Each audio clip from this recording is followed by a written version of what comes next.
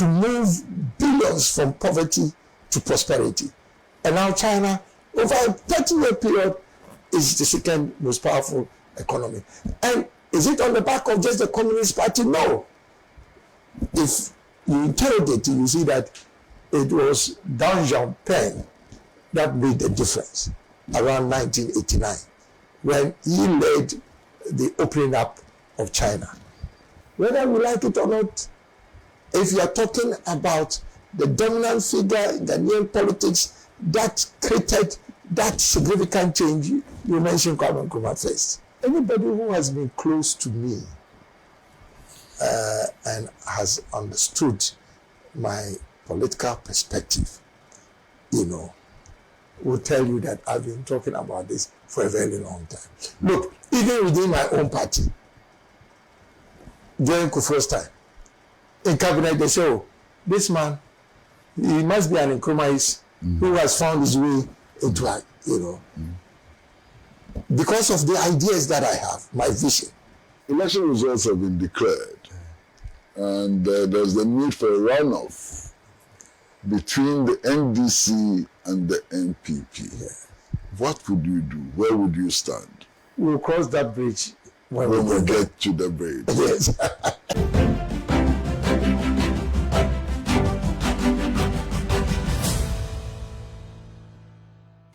Well, hello and welcome to Talk Time. Today is extraordinary. We're going to do something very, very special. We are taking a peep into the movement for change. And we're going to be talking to a very extraordinary personality. Welcome to Talk Time.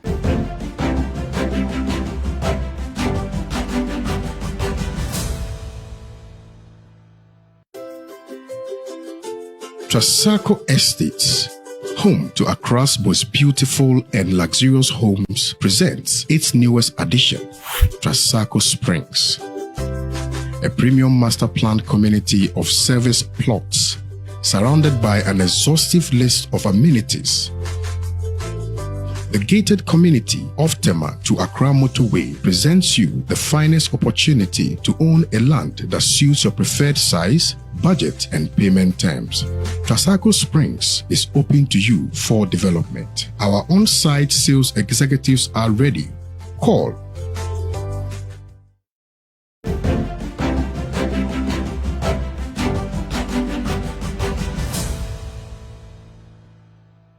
Welcome back to Talk Time, and I indicated from the very beginning that we're going to do something special.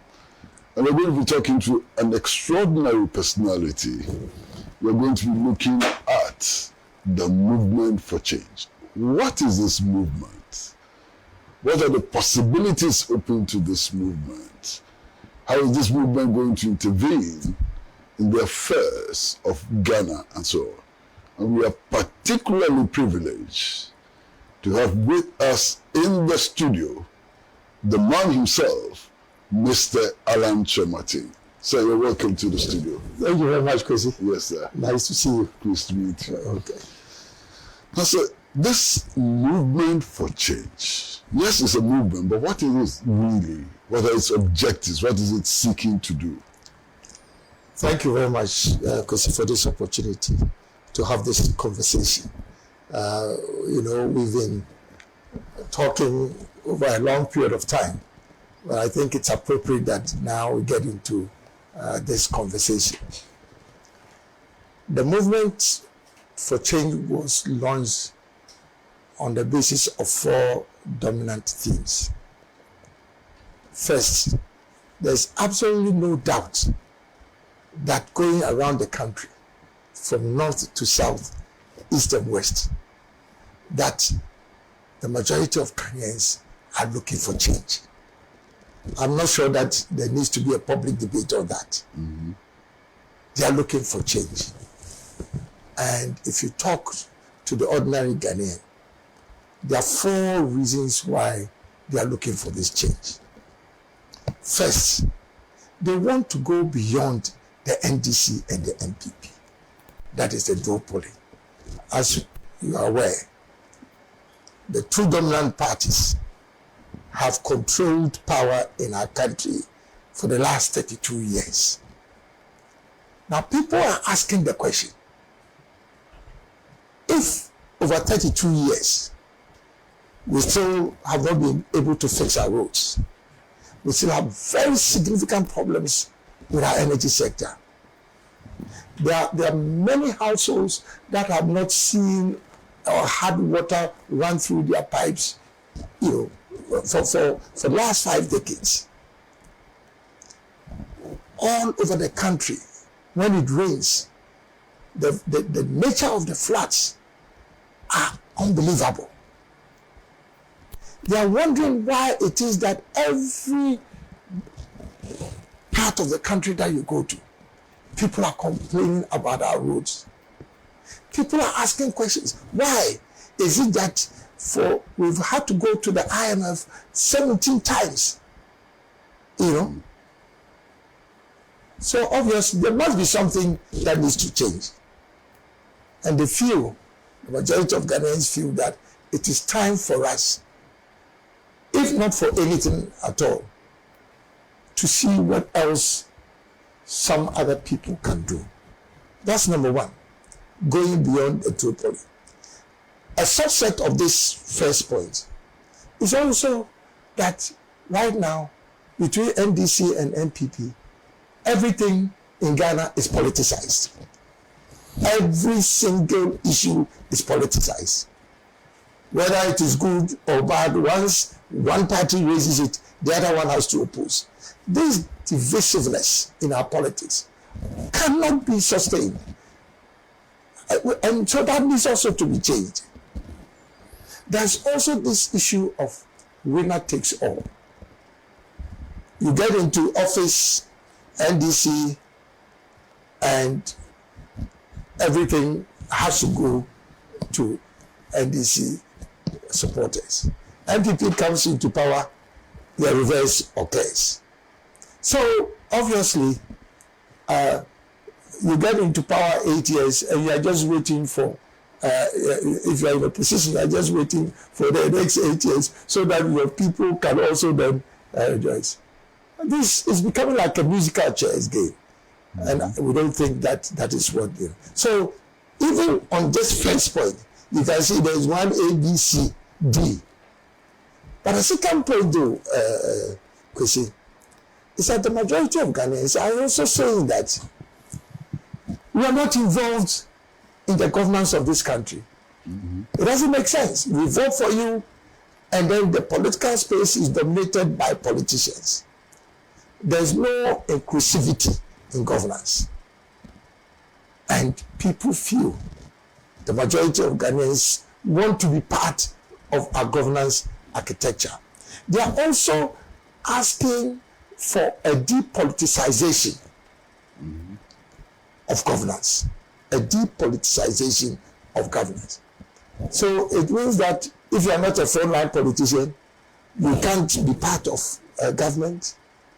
So what we are asking for is a government of national unity, an all-inclusive government, a union government, a unity government, whichever way you look at it.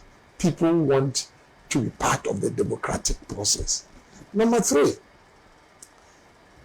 majority of Ghanaians are also saying that they are sick and tired of promises of these parties. And the promises are reflected in the manifestos. But what Ghanaians need are not manifestos. What they need is a plan. A manifesto promise has to be backed by a plan. Otherwise, it doesn't make sense. There's no point in just saying that it's about digitization. Where is the plan behind that promise? 24-hour economy. Where is the plan behind that manifesto promise? So people are looking to go beyond manifestos. They want a plan. When Nkrumah introduced the 7-year development plan, there was clarity about the way forward in terms of our development path. Whether you agreed with it or not, there was a plan. And so this is what the majority of Ghanaians are also looking for. And last but not the least, The same Ghanaians are saying that we have to also change our attitudes as Ghanaians. If you look at the governance space, as Ghanaians, as citizens, we are also responsible for what is happening. The lack of discipline, total indiscipline, disrespect for the rule of law. Everybody believes that they can do what they want. The corruption. I mean, how is it that we've had these two countries, everybody talking about corruption, and we still have a problem on our hands? And it takes two to tango. So we as citizens also have to take part of the blame for the level of corruption that we have in this country. Attitude to work. People go to work and it's as if they are doing their employees a favor. So that's the fourth dominant thing. So people are saying that, oh, by this, the third force, yes, it's a third force, but a third force with a difference. It's a third force with a difference for a number of reasons. One, this is a third force that is led by a dominant figure in Ghanaian politics. Because I know, you know that I'm very modest about what I say about myself. But the truth of the matter is that I have been a dominant figure in Ghanaian politics for a long time. And so if I come out of a dominant party and I'm leading a movement, you cannot compare that to, A, B, C, D, and it has never worked. That's quite different. Secondly, also, you can see that this third force has come at an opportune time. It has come at a time when generally people are very despondent, about the state of the nation, So it is slightly different from what has been happening, And thirdly, it is very clear that Ghanaians believe that their transformation will not occur on the back of parties, but on the back of leadership. It's a question of leadership. And the reason why I say this is that if you look at our constitution, it vests so much power and authority in one person, who is the president. So how is it that you can elect a president who has so much power on the basis of the color of his party? Does it make sense? That somebody who has such authority to make or make the country is selected on the basis of the color of his party? No. The great nations of this world were built not on the back of parties, but on the back of individuals. Great men. Lee Kuan Yew. Do you even remember what Lee Kuan Yew's party was? You want it. Now when we talk about Singapore, it's about one person. China. Look, we are talking about 30 years between NPP and NDC. It took China around the same 30 years to move billions from poverty to prosperity. And now China, over a 30-year period, is the second most powerful economy. And is it on the back of just the Communist Party? No.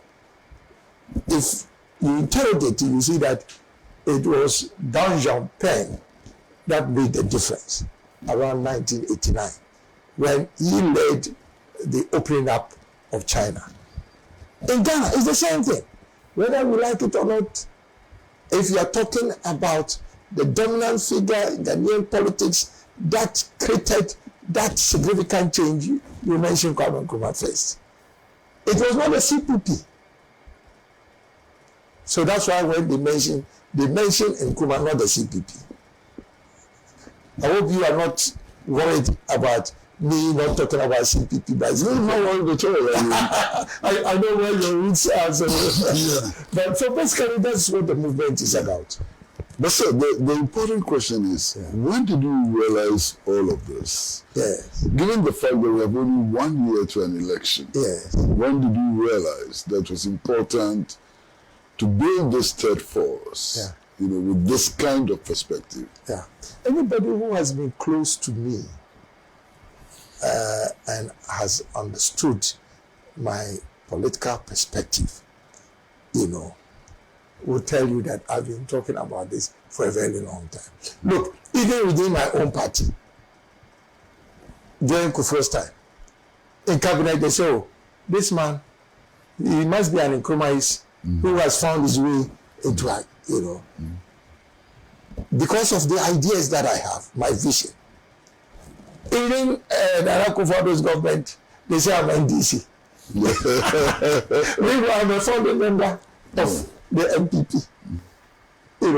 Born and bred in that family. So, people who have listened to me and who know me would recall I've been talking about the fact that it must be Ghana first, not our political parties. So if people are aligning me to other parties, then you can see that Alan is for Ghana.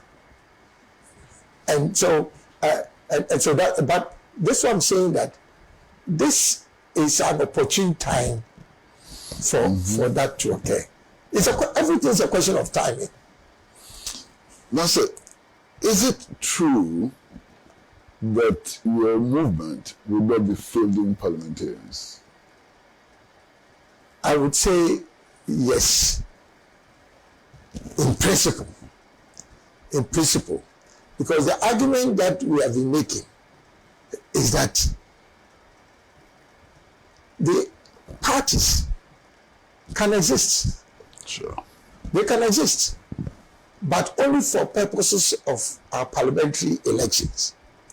When it comes to the presidential elections, we are looking for a man and not a party. The parliamentarians represent the interest of their constituents. And their constituents are either NDC or MPP. And those who don't want to be part of both, they would normally vote for an independent party. But the focus of the movement is not on electing people into parliament. It's about the presidency. We have an executive presidency. So the thrust of politics ought to be focused on who is the president, because that's the executive presidency format that we are in. However,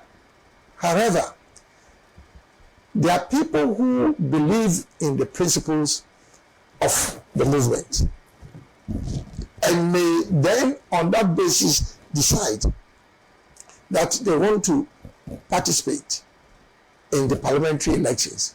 Why not? I will not stop them. So on that score for the parliamentary elections, people are free to decide where they want to cast their votes. And in actual fact, we are working along with other movements, other political parties, the smaller political parties. And I feel that we should give individuals the right to choose which parties they want to, including independent candidates. So there are two sides of the same coin. But in my case, it's like buy one and get one free. If you vote for Alan, you get your MP free. As you decide. Yeah. What are some of the problems you see ahead of this movement that you have started? You appear to be doing very well. Yes. The thousands are gathering and so on. Are there some obstacles that you see, and how do you intend to overcome those obstacles? The first obstacle is changing the mindset of Ghanaians. And I can understand our political history has not been kind to third force movements or parties or even independent candidates. So you can understand the apprehension.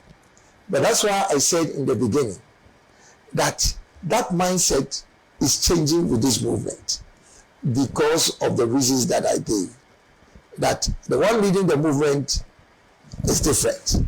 The circumstances that have led to the movement are different, and also other things, So the challenge that I see first is with the mindset, changing the mindset of Ghanaians.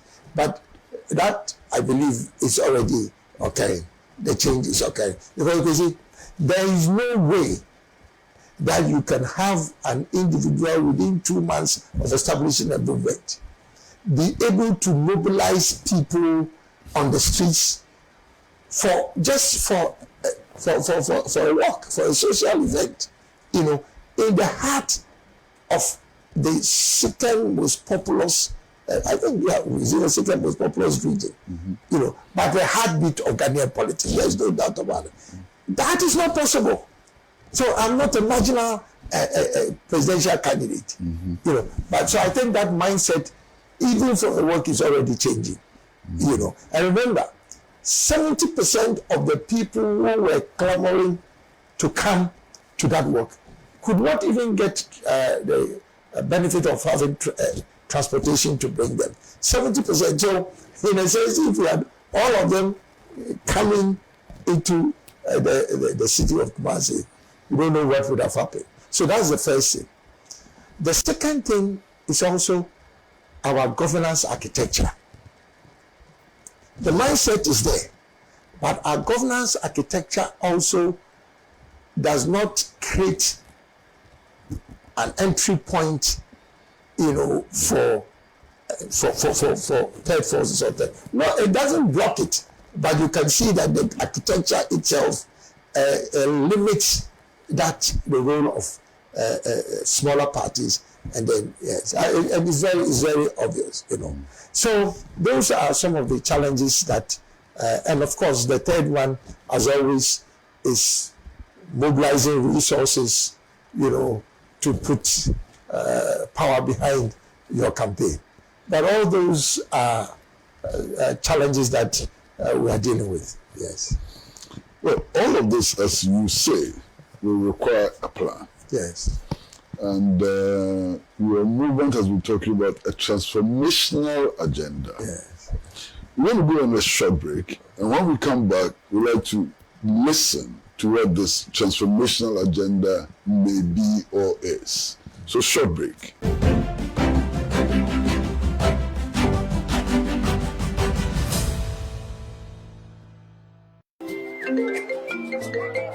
Hello, information. Madam, Me, I have still not got the money for that list of expensive building materials you sent to me. The price of the iron rods have been increased too much, hadn't they? Madam, relax. Look, that's not why I even called. I just visited IPCP, where the engineers told me everything about Trasacco Fast Floor. Trawanko, please, those people are expensive. Are they not the people building those big houses in town? I beg, go and Madam, in fact, I used to think the same until I visited their office today, and they gave me an estimate of how much it will cost. No, the estimate is real. It's cheaper than the one I even sent you. Wow. Building contractors, foremen, masons. Visit IPCP, the Trasacco Fast Floor. Engineers will assist you build an affordable, faster and stronger building. Oh, madam. It is done. Wow. Trasacco Fast Floor. Stronger, faster and affordable. This is a Trasacco construction product.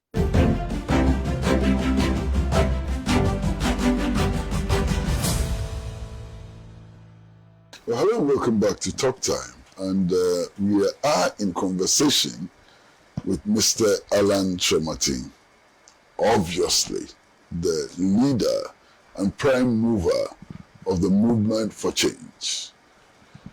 Now, the movement and him have been talking about a transformational agenda. Now, sir, what is this transformational agenda? Very well. In every society,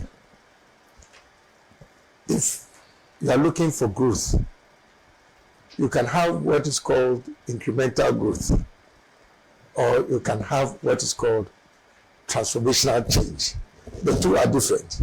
They are all changes. However, one is linear and is marginal.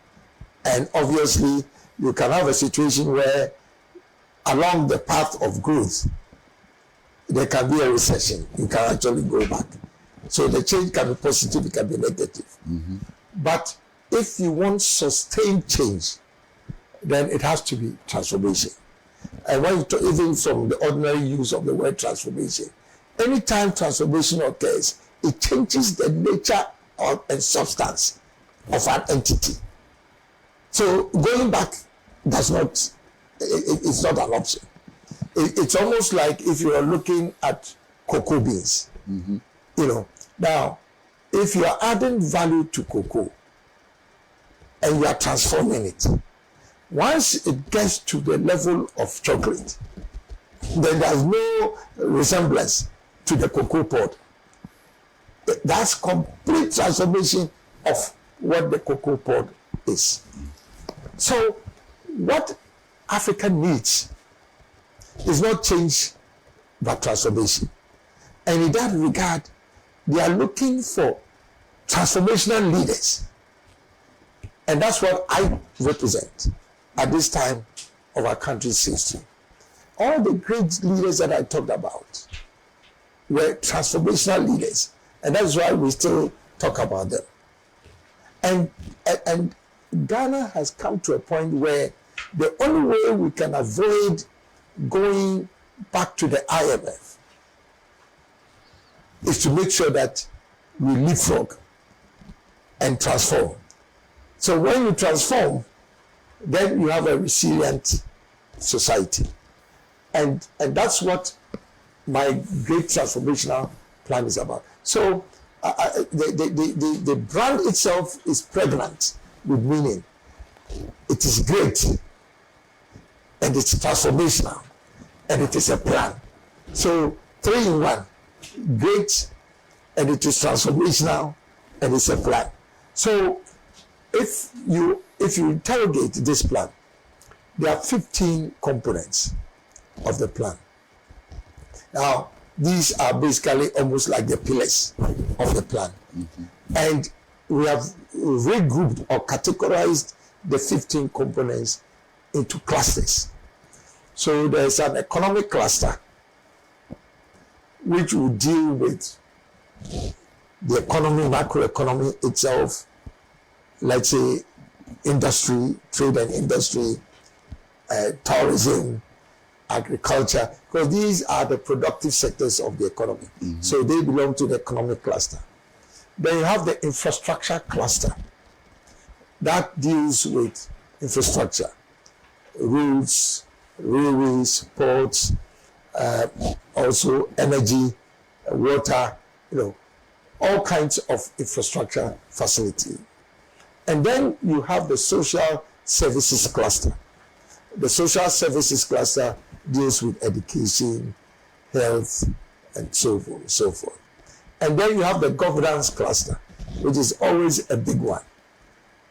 Corruption, these behavioral attitudinal changes, and then let's say constitutional reforms that are required to be able to change our governance. So the GTP is a comprehensive, integrated plan for Ghana's socio-economic and political development agenda. And if you have time to read it, you see that under each component in the cluster, there are very specific policy recommendations that are designed to address current challenges. So if you take the economic cluster and the macroeconomic sub-team in that one, and you take all the variables, let's say inflation, there are specific policy recommendations that will bring inflation down to single digit on a sustainable basis. Not this kind of yo-yo where now it comes down and then goes up. The same thing with our currency. Very specific recommendations on how to stabilize our currency. Interest rates. I mean, Chrissy, how can we imagine that you are borrowing at 35% as a businessman and somebody else in another African country is borrowing at 6% interest rates, and in the United States you are borrowing at 2%? and you are all competing in the global market. How can you survive? So again, there are prescriptions that will deal with that. There are prescriptions that will help us optimize our revenue. Because if you look at our GDP to revenue ratio, it's one of the lowest, not only in Africa, but around the world.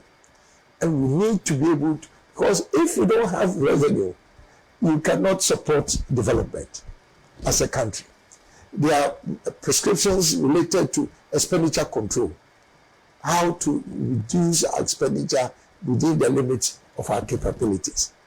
So there are all these policy prescriptions in each of the components. So it makes it a great plan.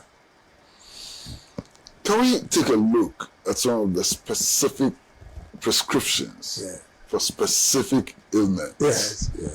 One of the key problems we have now is inflation.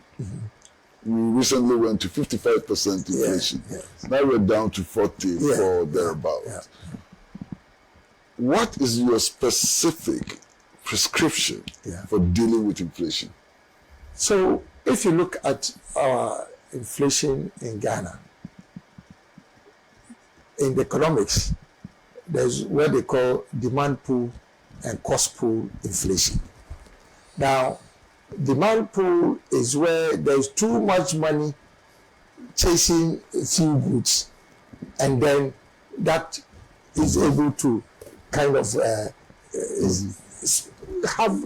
generate this inflation, because everybody wants to buy, and so prices then go up. So that one is demand pull. But there is also the cost push, where the cost of production,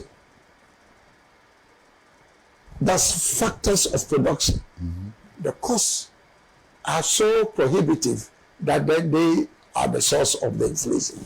So in Ghana, my view is that it's not so much the demand pull inflation, it's the cost push. So you have interest rates, you have the cost of land, you have the cost of energy. Everything that goes into production, has a higher. So the only way you can reduce this is to reduce the cost associated with this. So our prescriptions in terms of dealing with inflation, because it's cost push inflation, bring interest rates down, and we have prescriptions down. Bring energy costs down, because that's a major cost. We have prescriptions. And then transportation costs. I mean, it's a major part of what we call food inflation. Because when people say, oh, but there's so much plantain being produced, so much tomatoes being produced, the cost of bringing that into major markets, are high. So our prescription basically also deals with how to reduce transport costs. So if you look at the basket of goods that are used to calculate inflation, our prescriptions are addressing each of those items in the basket of goods. So that's how we will deal with inflation. And if the people of Ghana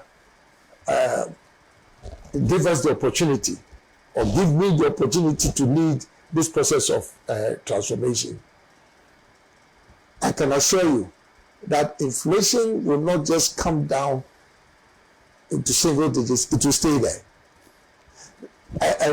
And one other fact is that inflation is also directly connected with your currency, because we are a highly import dependent economy. Literally everything is imported. So if you bring in goods, and because of the depreciation of your currency, the cost of those imported inputs are high, then there's what they call the pass-through effect of currency depreciation. Because of a weak currency, the cost of imported products are high. And because we have a highly import-dependent economy, that all your raw materials are imported, and the costs of your raw materials are high because of your weak currency, then obviously that leads to inflation. So you cannot deal with inflation without dealing with the stability of the currency. So we've also given prescriptions under that. So what about the debt overhang? Yes. They say that we are so heavily indebted. In fact, we are so broke, bankrupt. Yeah. What can we do to deal with this problem of debt? Yes. So what happens with debt? And that is borrowing, when you are borrowing. So as a government, you borrow from your domestic sources and you borrow from external sources. Now, if your revenue that is generated from taxes and other sources, if that is significantly below your expenditure, then it means that to be able to finance your expenditure, because you don't have revenue, you have to borrow, either from domestic or external sources. So let's say if you bring down to a domestic level, because let's say you are paid, let's say 2,000 Ghana cedis a month, but meanwhile your expenditure every month is 10,000. Now, for that expenditure to be financed, you have to borrow the difference between your income and then the expenditure. You have to borrow. There's no one. So if you continue living above your means, then it can only be financed by debt. And that's not sustainable because you don't have the revenue to close that gap. And then you'll be doing what they call deficit financing from month to month. The same analogy with government. So we don't have expenditure control measures that is aligned to our revenue base. So we are living above our means. We are living above our means. And when that occurs, you have to be able to borrow to fill the gap. So we are doing what is called deficit financing. But the problem with that is that if you continue doing that over a long period of time, then you have that debt overhang. And the moment you start creating that situation for yourself, then the people who you are borrowing from, particularly from the external sources, once they get a sense that you are unable to raise enough revenue to pay your debt, because if you borrow from me and you are not showing any signs that you can pay your debt, then you close the door. And then secondly also then that you have problems in terms of your own stability. So in the case of Ghana, exactly what has happened is the fact that we don't cut our cloth according, how do you say it? We don't cut our cloth, the cloth according to your size. Is that not how they say it? Yes. So this has been a problem, and it has been so endemic. So, for example, we have arrears. You commission projects, road projects, and when you commission a project, you have to pay for it. So if you don't pay your contractors, you are accumulating arrears, and the arrears also constitute debt. So it's like you owe the contractors. So that's debt. You national health insurance, your premium that you collect, which is your income, is unable to finance the cost of the delivery of the health services. So you owe the service providers. So you are owing everywhere. Now, if you start doing that, your economy will crash.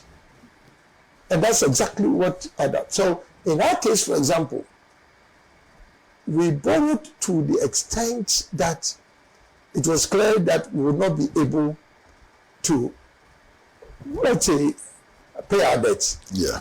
And then once you do that, then your credit rating agencies start, I would say, downgrading your economy.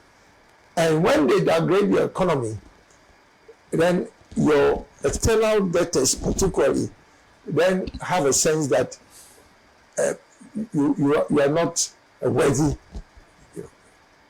creditor, and so then they start moving out their investments, and they close their doors to you in terms of your ability to borrow more. So let us assume that this great transformational plan can work and can solve all the problems that you have enumerated. Yeah. But as President of the Republic of Ghana, you cannot work alone. Yes. Do you have a team that can implement this great transformational agenda or plan? Yes. That's a great question.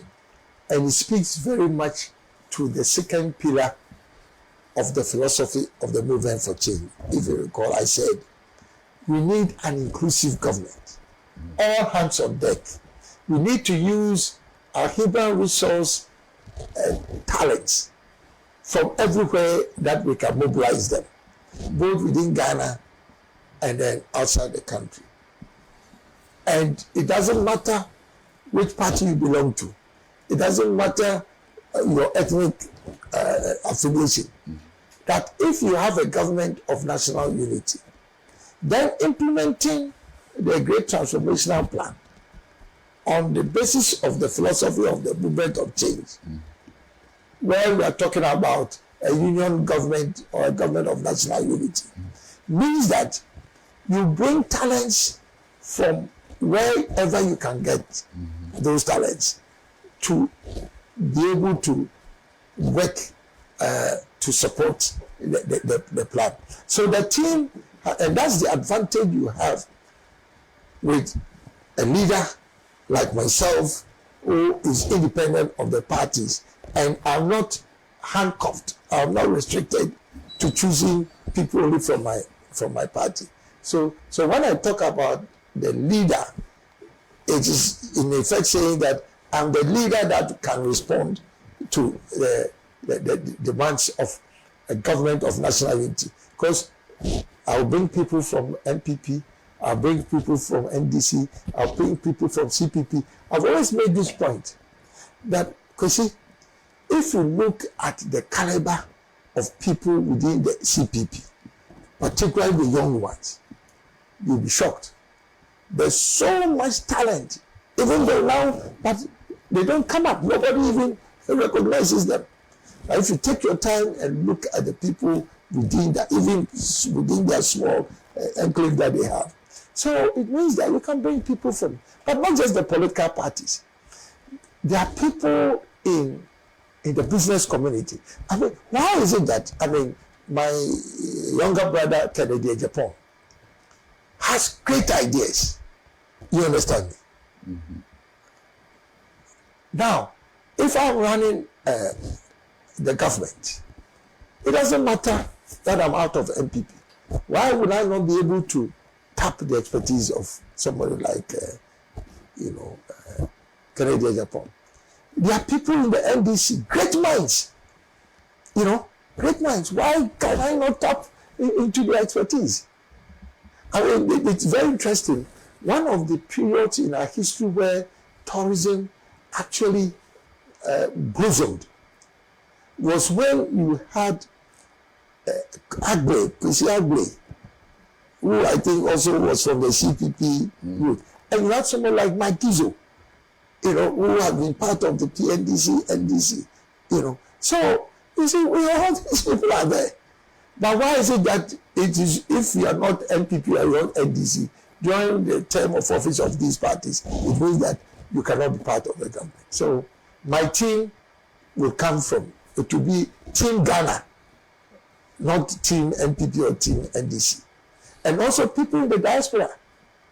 Because you know that there are great talents outside. When I was ambassador, Ghana's ambassador to the United States, 2001 to 2003, I introduced what they call the Ghana Skills Bank, which was documenting the skills of all the professionals that we have in the diaspora, And I was amazed the kind of talent that we have. People who profile themselves, this CEO of this, CEO of that, great guys. We are not using them. So I'm sitting here and facing you, and you, for example, and asking questions and so on. Yeah. And something is just hitting me. Yes. You sound so much like President Kufuor. Really? Yes. In everything. Yes. What, have you been associated with him for a long time? What is the connection? Was even some of the ideas appear to be similar? Yes, very much so. Myself and President Kufuor is like a second senior brother to me. We come a long way, even from our family, connections. Come from a long. Incidentally, my father was the mayor of Kumasi. At that time, they called Town Clerk, many years ago, and eventually. President Kufuor also, many years later, he became, my father was the minister, or at that time they were called commissioner for local government during the NLC days, And later on, Kufuor also, remember, had a short stint in the Rawlings regime. So both from the family connection and then the professional connection, basically, we've had that interaction.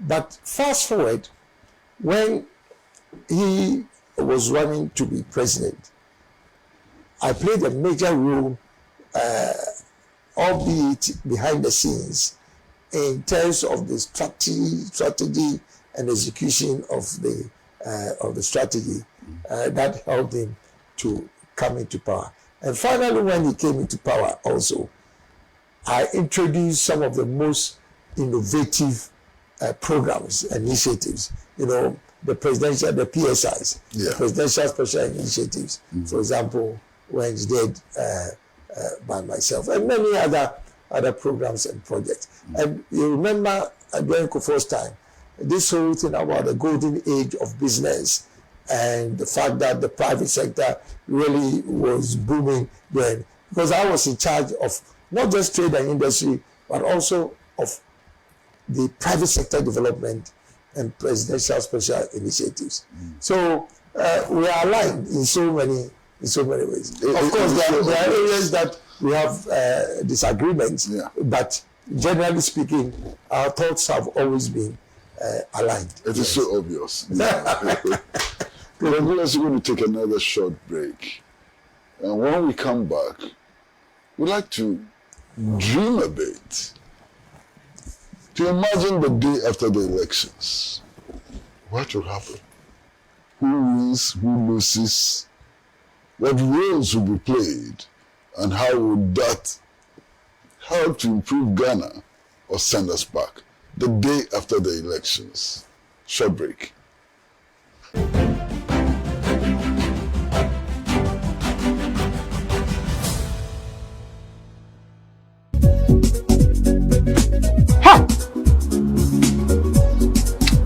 Okay, well, there's some local fast food.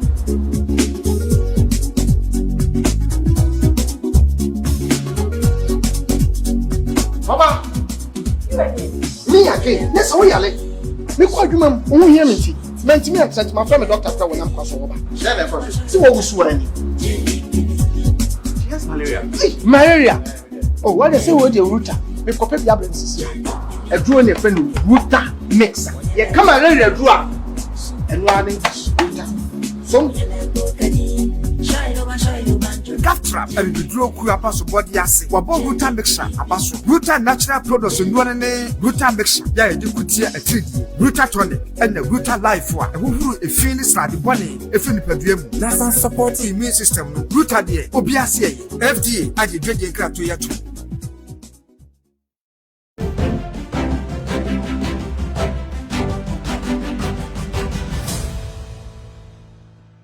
Welcome back to Talk Time, and as I promised you from the beginning, we are talking to a very exciting and extraordinary man. And I hope what we've done so far bears that out. Now we're going to do something more interesting. So 7 December has come. The results have been counted and declared. And Mr. Alan Kyerematen is winner of the elections. From that moment, what should we expect? Great question. I have been talking about what I will do when I become president.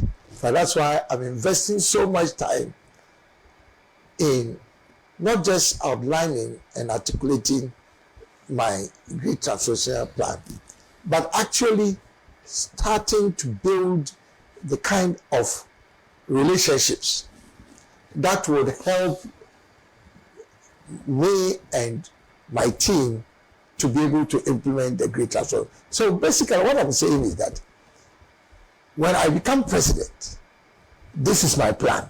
It's detailed enough to allow me to hit the ground running right from the beginning. And I'm also building the relationships that will help me carry out the plan. So for example, I've had extensive discussions with the private sector, not just to dump the GTP on them, but try and solicit their inputs so that when December 7th comes, and by the grace of God, people of Ghana vest me with the honor of leading them, then already we know what we are doing. I've had interactions with the CSO, civil society. We had a great, fantastic meeting. I'm going to meet with the media, with the media. And then also I'm going to meet with the traditional authorities, with the labor unions. So all the key stakeholders that have a role to play in implementing the GTP. So on the 7th of December, just to respond to your question, if I'm president, then we hit the ground running, because already we have negotiated. It's almost like a citizen's contract between the movement and then the people who have voted me into power. So that's exactly what is going to happen. That's what is going to happen. That's if on the 7th of December I'm declared the winner of the general election. Now, even at the risk of sounding immodest or boastful, even at the risk of sounding, I believe that by the grace of God, I will either be first or second.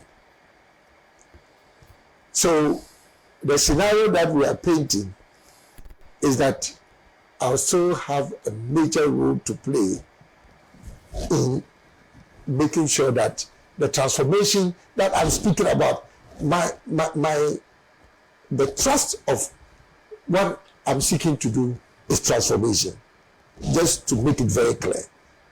If there's anything you want to remember about what I want to leave as a legacy, is a transformed, modernized, prosperous nation which provides equal opportunity to all, particularly the youth and women of our country. So this is a difficult one. Results have been declared by the Electoral Commission. There's evidence that you won, but somebody else has been declared as the winner. What should we expect? Like you said, it's a difficult one. Yes. It is evident that I won. but somebody else has been declared as the winner. My strategic intuition will be that we use the system of justice that is available to us, and which I have a lot of confidence in, to interrogate the matter. And as a lawyer, I respect the administration of justice, and I would, in those circumstances, like to submit myself to the direction of our courts. And in that respect, it's based on evidence. It's not a question of saying that I have won, somebody has been declared. So where is my evidence? I have to be able to produce the evidence before the courts of law and allow the system of justice to make a declaration on that basis. That's how, just from my own. That's off the top of my head. Okay. That's what I would do. Yeah. So here's another scenario. Election results have been declared, and there's the need for a runoff between the NDC and the NPP. Yeah. What would you do? Where would you stand? Because it's a hypothetical question, because I said I will either be first or second. Yes. But obviously, so it's a hypothetical question, exactly. So it can occur. We'll cross that bridge when we get to the bridge. Yes. But that should be a difficult one for you, should it? The reason why I say we'll get to that bridge, you see, because I think it must be obvious from what I've been telling you and what I've been saying throughout my political campaign, particularly these recent months, that my interest is to make Ghana work again. That is my interest. My interest is Ghana first. So I would be more aligned in that situation. I'll be more aligned to whichever party seeks to be aligned to the transformational agenda.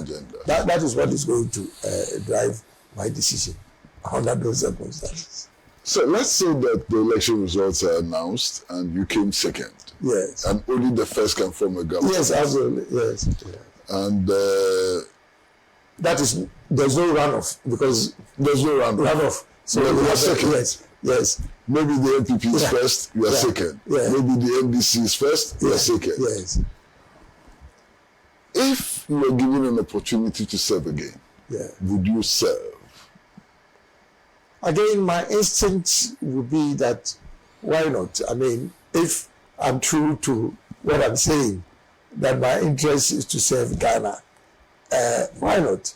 But then again, because I've been in this game for a long time, I think I've reached a point where a decision to serve will be based on whether the agenda of that particular party that has won is to put Ghana first and also to have transformation.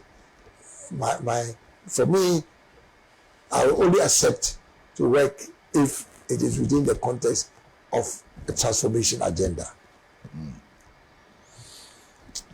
Short break again, and when we come back, I'm going to ask questions which are not perhaps so serious, but would nonetheless may be interesting. For example, we'd like to find out why the movement chose the butterfly as a symbol.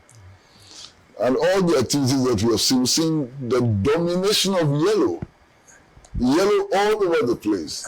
What is in this yellow? You know, so when we come back, we'll try and deal with some of these questions. Short break.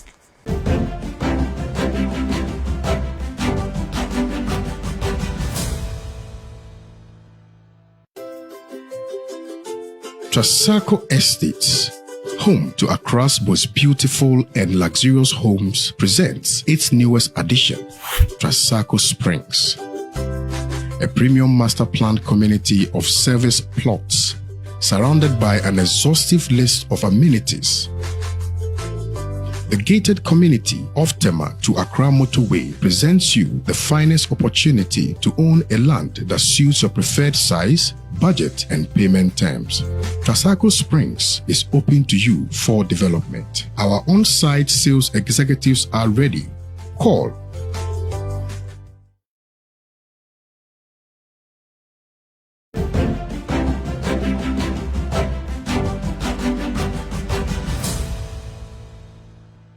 Welcome back to Talk Time.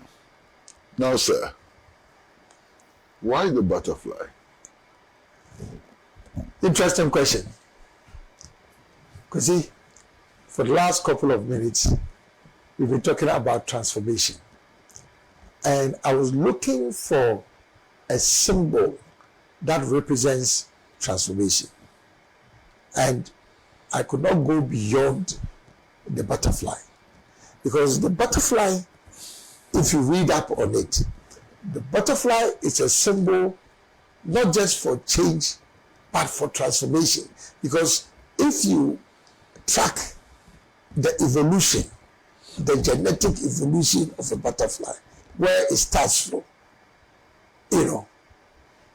from the live caterpillar to, to its final stage of a butterfly, you would understand why it is the greatest symbol of transformation. Where it starts from and where it finally lands at a butterfly. But it's also a symbol of hope, of strength, of endurance. Because the process through which that becomes a butterfly is a symbol of endurance. And so that's why we chose that. And also there's a certain sense of elegance and beauty associated with butterfly. And we actually also chose the monarch butterfly, which is the king of kings within butterflies, and could be assumed to be the best reflection of what a butterfly stands for. That's the monarch butterfly. What about its role in pollination? That is probably even more important. The role, you see, so if you look at even human survival and the role that you just talked about, pollination, in terms of food, in terms of, it is so extensive if you read about it, So I'm very pleased that we chose the butterfly. Initially, people were making, little jokes about it. But now they are beginning, and I'm happy that you also talked about its role in pollination. Yes. So we are pleased that we chose the butterfly. Now, sir, your color is obviously yellow. Yeah. Is it yellow or gold? Gold and yellow and gold, yes. Because you are very smart, you are able to actually look at it with a perceptive eye. Is it gold or is it yellow? Yes. I saw the work in Kumasi and I saw gold or yellow all over. Yes. Why yellow? So why not red? So why not indigo? Yes. So it's gold, it's yellow, and black. The gold part of it basically represents Ghana and what we represent. It's just that we've not been able to really reflect the greatest symbol for Ghana, which is gold, And so that's part of that. The yellow is also some shade of gold, but it stands for brightness, sunshine. Because frankly, they say men bow down to the rising sun and not to sunset. So brightness, hope, that's what the yellow stands for. And that is also associated with the youth. And that's another point which I don't want us to lose track of. That this whole movement is a youth-led movement. And for me, this is probably the most important part of the whole architecture, philosophical architecture of the movement. It's a youth-led movement. And then the black also obviously represents the hope of Ghana as the black star of. Thank you very much, sir, for coming to the studio. And we'd like to assure you that anytime you have a message, please come. Good. This place is open to you anytime. Well, hope we have managed to allow Mr. Alan Kyerematen to explain his movement, its objectives, and so on. And hope that all of you will reflect on the things that have been said. Bottom line, everybody wants Ghana to improve. That's the bottom line. Please stay with us until the next edition of Talk Time, because we always provide you with the best. The best in entertainment, best in current affairs, best in news, best in sports, best in everything. So please stay with us until we meet again next week. Until then, it's goodbye from Pan-African Television, from the producer George Binay, director Adam Lumo, from the floor manager Lydia, and everybody. Goodbye until we meet again next week. Kwesi, let me also express my sincere appreciation to you for a great interview. Thank you, sir. Thank you so much. Thank you so much, sir. Thank you. Bye-bye.